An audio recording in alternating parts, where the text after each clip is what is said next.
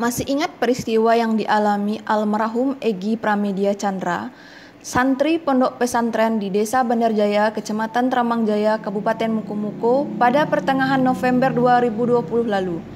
Perkara ini terus berlanjut dan masih dalam penanganan pihak kepolisian Polres Mukomuko. Informasi terbaru, Ustadz Ponpes berinisial ZD, terduga pelaku penganiayaan, telah ditetapkan sebagai tersangka. Kapolres Mukomuko AKBP Andi Arisandi, SHSIK, MH, melalui Kasat Reskrim Ibtu Teguh Ari Aji SIK mengungkapkan, berangkat dari bukti-bukti dan keterangan saksi, diduga pelaku penganiayaan telah ditetapkan sebagai tersangka. Dari keterangan saksi, almarhum Egy terindikasi sempat dianiaya oleh Ustadz dengan sembilah tongkat bambu. Dari keterangan saksi, Teguh mengatakan almarhum Egy sempat dipukul sebanyak 1 kali dengan menggunakan tongkat oleh Ustadz tersebut.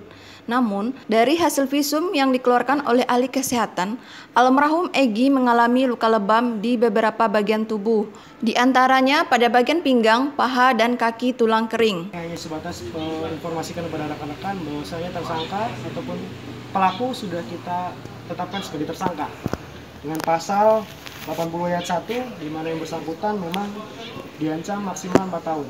Kita tidak lakukan penahanan, namun tetap kita pantau posisi atau keberadaan si pelaku.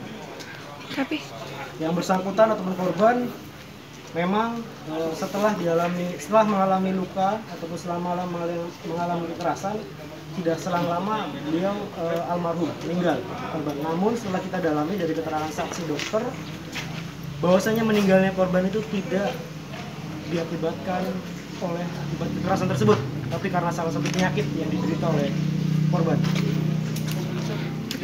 Tapi memang benar dia yang mukul, Pak Ustadz. Betul. Yang mukul. Dari keterangan saksi-saksi yang kita periksa, dari mulai teman satu kamarnya, kemudian teman satu kelasnya, memang menyatakan ada benar ya si pelaku ini melakukan pemukulan dengan tongkat yang digunakan pada saat mengajar. Ini tongkatnya, dan ini adalah hasil visum yang pada saat visum, atau dokumentasi pada saat visum. Ini ada luka lebam,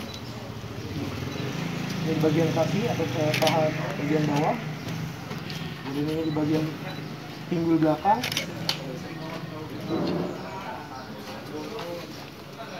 Bekas luka lebam dan juga bekas kerokan, ini antara dua itu ya, karena yang bersangkutan setelah sakit itu dikerok sama teman sekamar yang sebelum dilakukan visum.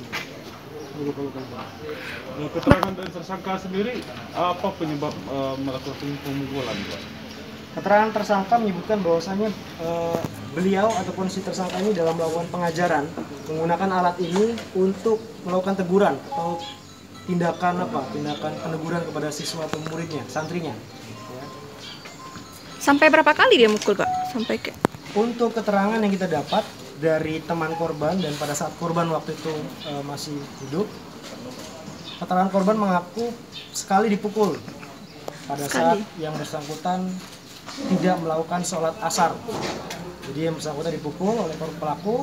Kemudian juga ada satu momen lagi dari keterangan teman korban menyatakan ada juga dipukul waktu itu karena penyebab yang lain. Jadi untuk sementara yang kita dapatkan dari keterangan saksi ada 2 kejadian, ada 2 kali pemukulan yang dilakukan oleh pelaku. Kabarnya ada mediasi untuk keluarga, Pak. Jadi sampai di mana mediasinya belum? Ya? Tersangka sendiri tidak ditahan atau gimana? Apa alasan yang? Baik, untuk kenapa tersangka tidak tahan? Karena kita penerapan pasalnya 80 ayat 1, di mana itu mengakibatkan luka ringan. Karena kenapa kita terapkan luka ringan? Karena berdasarkan bukti-bukti yang kita pegang dari hasil visum menyatakan bahwasanya ada luka-luka ini termasuk luka-luka jenis ringan yang tidak mengakibatkan luka parah. Itulah mengapa kita menerapkan pasal 80 ayat 1. Karena setelah kita dalami juga penyebab meninggalnya korban itu bukan karena akibat kekerasan tersebut, tapi karena penyakit yang diderita yang bersangkutan. Tahanan kota ya, Bang? Tahanan kota gitu ya? Iya, tahanan kota. Bang, kalau dari visum sakitnya apa, Pak? Sakitnya apa, Pak? Diduga sakit. Oh, tidak salah, tapi mohon maaf saya ini off the record, saya bukan ahlinya di bidang itu, saya tidak menyatakan. Kalau informasi yang dapat adalah dari tim, tapi tidak.